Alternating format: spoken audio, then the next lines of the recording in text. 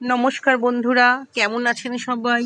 দি green growers চ্যানেলের একটি নতুন ভিডিওতে আপনাদের সবাইকে স্বাগত জানাই। দেখুন আমাদের মিমিসোনা কেমন ছাদে উঠে রোদ পোয়াচ্ছে এই গরমেও।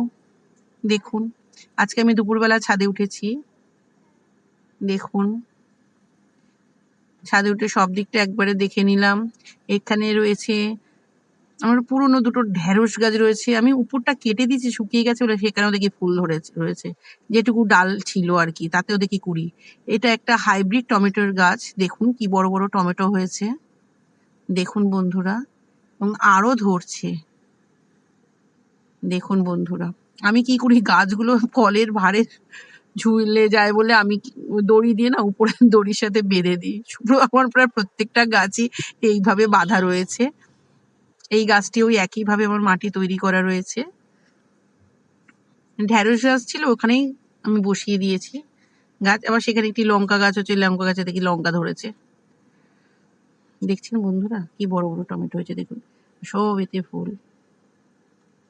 এটি প্রথমে দেখিয়েছিলাম প্রথম ভিডিওতে। এই গাছটি আমি ডালগুলো সব কেটে দিয়েছি, পাতাগুলো, যাতে বেশি পরিমাণেরও ফল পাওয়া যায়। দেখুন টমেটোর সাইজগুলো দেখুন এক একটা, আর এত পরিমাণে হয়েছে নিচ থেকে উপর পর্যন্ত। দেখুন বন্ধুরা একটু লক্ষ্য করে দেখুন, এই গাছটিকেও আমি দড়ি দিয়ে উপর দিয়ে বেঁধে রেখেছি। দেখুন, দেখছেন কি হারে, দেখুন একদম পুরো টপেও দেখুন কিরম টমেটো ধরেছে। মানে ছাদে গেলে না বন্ধুরা মনটা আনন্দে ভরে যায় এদেরকে দেখে। উফ, দেখুন কি সুন্দর।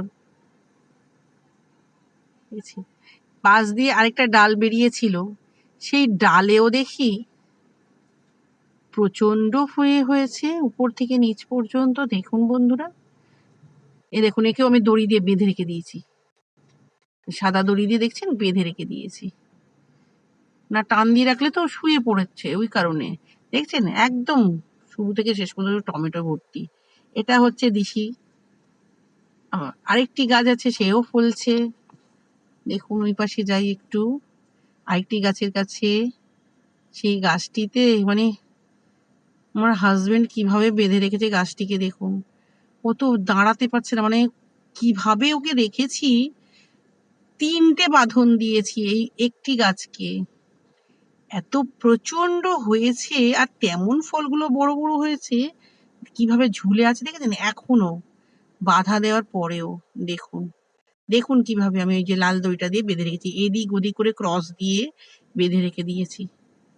দেখছেন বন্ধুরা, এটা আমার একটু আখ গাছ। এই আখ গাছটি আমাদের এখানে একটা মন্দিরে পুজোর জন্য এনেছিল, দুর্গা পুজোতে। তারপরে ওরা আখটা যতটা দরকার নিয়ে নিয়েছিল, এটা নিয়ে গিয়ে বসাও।